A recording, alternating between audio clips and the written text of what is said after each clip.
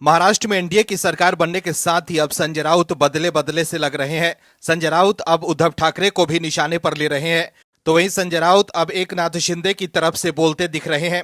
ऐसे में सवाल उठ रहा है कि क्या संजय राउत अब शिंदे की सेना में शामिल होना चाहते हैं, क्योंकि अब उद्धव ठाकरे की इतनी भी राजनीतिक ताकत नहीं बची है कि वो संजय राउत को राज्यसभा भेज सके। ऐसे में क्या संजय राउत कोई खेला करने वाले हैं?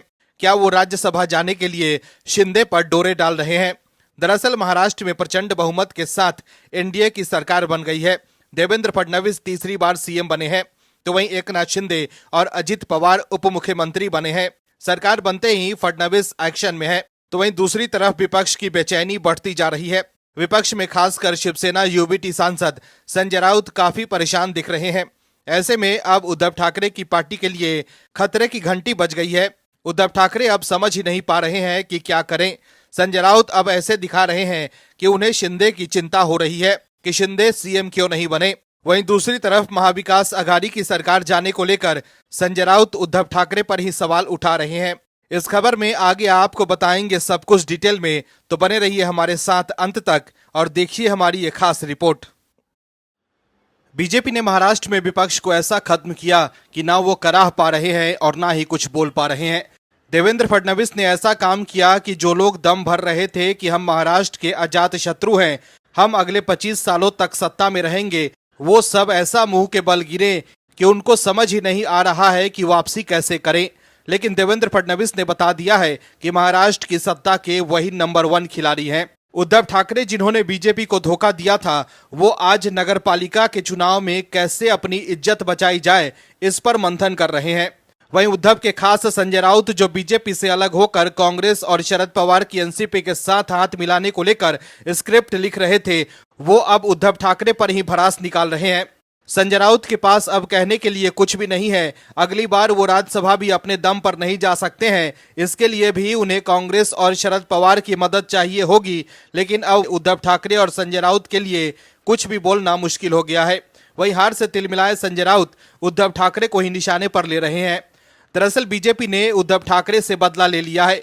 5 साल पहले उद्धव ठाकरे ने बीजेपी से सत्ता छीन ली थी, लेकिन 2.5 साल बाद ही वो सत्ता से आउट हो गए और अब पार्टी भी हाथ से गई और इज्जत भी। और अब 5 सालों तक इस डर में जीना होगा कि जो विधायक और सांसद उनके पार्टी के हैं वो साथ रहेंगे या नहीं। वहीं जैसे ही देवेंद्र फडणवीस की नाम पर मुहर लगी, सोशल मीडिया पर लोग देवेंद्र फडणवीस को बधाई देने लगे। इस बीच देवेंद्र फडणवीस की विधानसभा में बोली गई लाइनें भी वायरल होने लगी।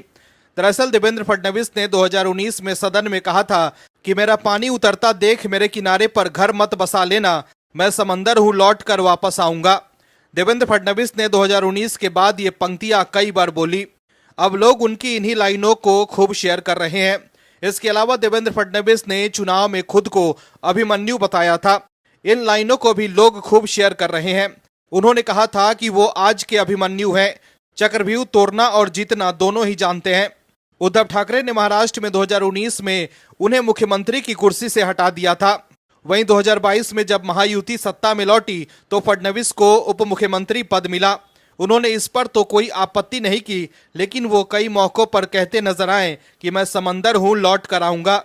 फडणवीस के सितारे गर्दिश में बताए गए, तभी अचानक उन्होंने केवल 6 महीने बाद अद्भुत 85% स्ट्राइक रेट से 132 सीटों के साथ महाराष्ट्र विधानसभा में बीजेपी को जीत दिलाई।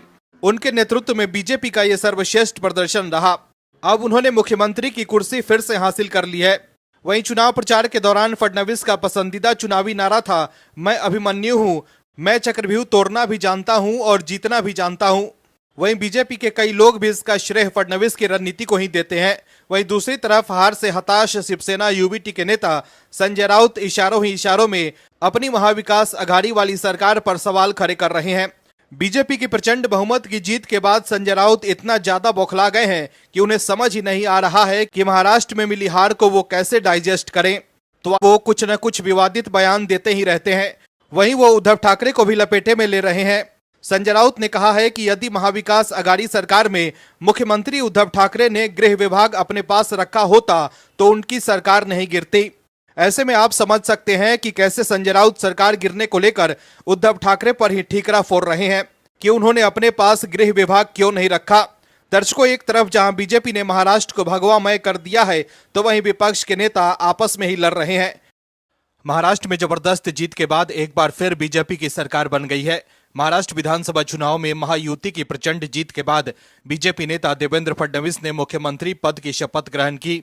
पीएम मोदी और 22 राज्यों के सीएम और डिप्टी सीएम की मौजूदगी में महाराष्ट्र के राज्यपाल सीपी राधाकृष्णन ने फडणवीस को पद एवं गोपनीयता की शपथ दिलाई। लेकिन बीजेपी की फिर से सरकार बनने से उद्धव गुट के सांसद संजय राउत तिलमिला गए हैं।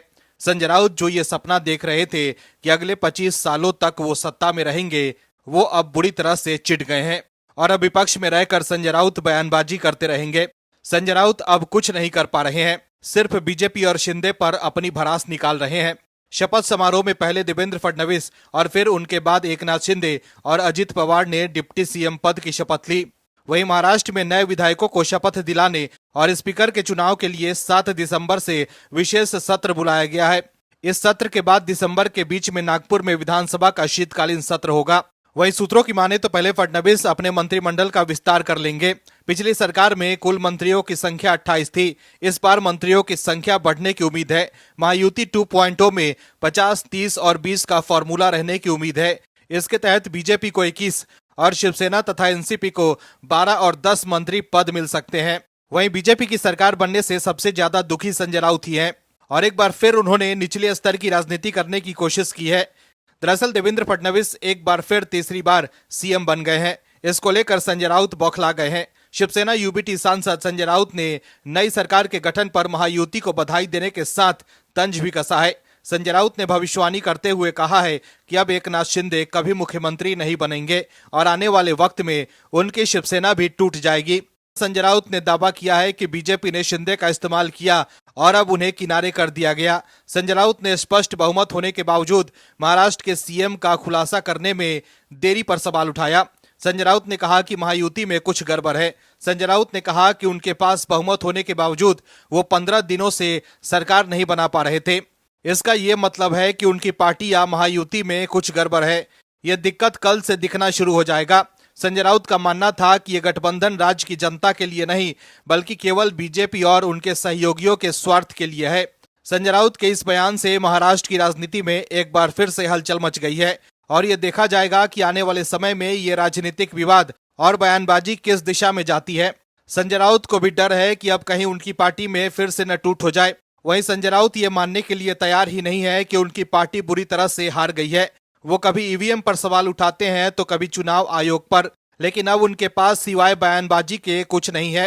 अब अगले 5 साल तक वो ऐसे ही कभी बीजेपी के खिलाफ तो कभी शिंदे तो कभी अजित पवार के खिलाफ बयानबाजी करते रहेंगे और चाहेंगे कि उनमें फूट डाल दें, लेकिन अब उनकी दाल गलने वाली नहीं है। दर्शकों, महाराष्ट्र विधानसभा चुनाव में शिवसेना यूबीटी का प्रदर्शन काफी खराब था। पार्टी को केवल 20 सीटों पर ही जीत मिली है और अब उद्धव ठाकरे के लिए अपनी पार्टी का अस्तित्व बचाना भी मुश्किल हो गया है। उद्धव ठाकरे की राजनीति को एकनाथ शिंदे ने खत्म कर दिया है। उद्धव ठाकरे अब अपने नेताओं के साथ बैठक पर बैठक कर रहे हैं कि कैसे पार्टी को फिर से मजबूत करें। उद्धव ठाकरे अपने नेताओं से कह रहे हैं कि वो जनता के बीच ये संदेश दें कि उन्होंने हिंदुत्व को छोड़ा नहीं है।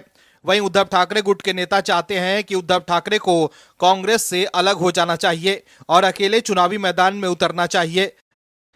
दिल्ली में होने वाले चुनाव से पहले आम आदमी पार्टी की मुश्किलें बढ़ती जा रही है। अरविंद केजरीवाल लाख कोशिश कर रहे हैं कि कैसे भी एक बार फिर उनकी सत्ता में वापसी हो जाए, लेकिन इस बार माहौल अरविंद केजरीवाल के पक्ष में नहीं है। 10 साल तक सत्ता में रहने के बाद भी अरविंद केजरीवाल ने अपना वादा पूरा नहीं किया। आज भी दिल्ली के लोग काफी परेशान हैं। ठंड में लोग प्रदूषण की समस्या से जूझ रहे हैं तो वहीं गर्मी में पानी की किल्लत से। इसके अलावा सालों भर जगह जगह गंदगी फैली रहती है, वो अलग से। वहीं यमुना में डुबकी लगाने वाले अरविंद केजरीवाल अब यमुना में फैली गंदगी पर कुछ नहीं बोल रहे हैं। इसके अलावा अब उनके ऊपर भ्रष्टाचार के आरोप भी लग चुके हैं और वो और उनकी पार्टी के कई बड़े नेता जेल की हवा भी खा चुके हैं। इसके अलावा दिल्ली के लोग भी ये देख चुके हैं कि नीली वैगन आर कार में घूमने वाले अरविंद केजरीवाल अब बड़ी बड़ी गाड़ियों में घूमते हैं। बड़ा बंगला न लेने की बात करने वाले अरविंद केजरीवाल ने अपने लिए शीश महल बनवा लिया। अरविंद केजरीवाल ने उसमें लाखों के टॉयलेट सीट और पर्दे भी लगवाए। लेकिन अब नए मामले में अरविंद केजरीवाल की पार्टी की मुसीबत बढ़ती जा रही है। दरअसल दिल्ली विधानसभा चुनाव में कुछ ही समय बाकी रह गया है। एक तरफ आम आदमी पार्टी सत्ता की चाबी हासिल करने के लिए पूरी ताकत झोंकती नजर आ रही है, तो वहीं इसके 2 विधायकों के चलते पार्टी की मुश्किलें बढ़ती जा रही है। बीजेपी ने इन दोनों विधायकों को आम आदमी पार्टी के खिलाफ बड़ा हथियार बना लिया है। ये दोनों विधायक हैं नरेश बालियान और नरेश यादव। ऐसे में अब दोनों नरेश ही आपके कलेश के कारण बन गए हैं। दोनों नरेश की वजह से आम आदमी पार्टी को भारी नुकसान हो सकता है। उत्तम नगर से विधायक नरेश बालियान पर जहां गैंगस्टर के साथ मिलकर जबरन वसूली का आरोप है, तो वहीं महरौली से विधायक नरेश यादव के खिलाफ कुरान की बेअदबी किए जाने के मामले में बीजेपी प्रदर्शन कर रही है। बीजेपी इस मामले में अरविंद केजरीवाल की चुप्पी पर सवाल खड़े कर रही है और विधायक को बर्खास्त करने की मांग भी कर रही है। बता दें कि नरेश यादव को पंजाब के मलेरकोटला जिले की एक कोर्ट ने 2 साल की सजा सुनाई है। वहीं दिल्ली में आम आदमी पार्टी बीजेपी को लगातार कानून व्यवस्था को लेकर घेरती नजर आ रही थी। अरविंद केजरीवाल दिल्ली के हर उस इलाके में जा रहे हैं जहां इन दिनों हत्याएं हुई या रंगदारी मामले के लिए गैंगस्टरों ने गोलीबारी की। अरविंद केजरीवाल कानून व्यवस्था को लेकर केंद्र सरकार को घेर रहे हैं और सीधे गृह मंत्री अमित शाह पर हमला बोल रहे हैं। ऐसे में बीजेपी ने आपके ही विधायकों को हथियार बना लिया है। ऐसे में अरविंद केजरीवाल जो कानून व्यवस्था को लेकर गृह मंत्री अमित शाह पर निशाना साध रहे थे, वो अब विधायक नरेश बालियान को लेकर सफाई देते फिर रहे हैं। हाल ही में बीजेपी ने नरेश बालियान की कुछ ऑडियो क्लिप जारी करते हुए आरोप लगाया था कि शराब घोटाले और भ्रष्टाचार करने वाली पार्टी अब गैंगस्टर के साथ मिलकर फिरौती वसूलने वाली पार्टी बन गई है। वहीं जैसे ही आप विधायक नरेश यादव को 2016 के कुरान बेअदबी मामले में 2 साल की सजा हुई, बीजेपी ने आम आदमी पार्टी को घेर लिया। दिल्ली बीजेपी के नेताओं और कार्यकर्ताओं ने अरविंद केजरीवाल के घर के बाहर धरना प्रदर्शन किया। भारतीय जनता पार्टी की एक ही मांग है कि अरविंद केजरीवाल आप विधायक नरेश यादव को पार्टी से निष्कासित करें। इस धरना प्रदर्शन में बीजेपी प्रदेश अध्यक्ष वीरेंद्र सचदेवा और बीजेपी नेता विजेंद्र गुप्ता के अलावा बीजेपी के सैकड़ों कार्यकर्ता शामिल हुए। इसके साथ ही अल्पसंख्यक समुदाय के तमाम लोगों ने भी अरविंद केजरीवाल के घर के बाहर धरना दिया। कुल मिलाकर देखें तो आम आदमी पार्टी अब चौतरफा घिर गई है। ऐसे में आपको क्या लगता है, इस बार अरविंद केजरीवाल सत्ता में वापसी कर पाएंगे या नहीं? कमेंट में हमें जरूर बताएं। और भी वीडियोस देखने के लिए चैनल को सब्सक्राइब करें और बेल आइकन को दबाएं।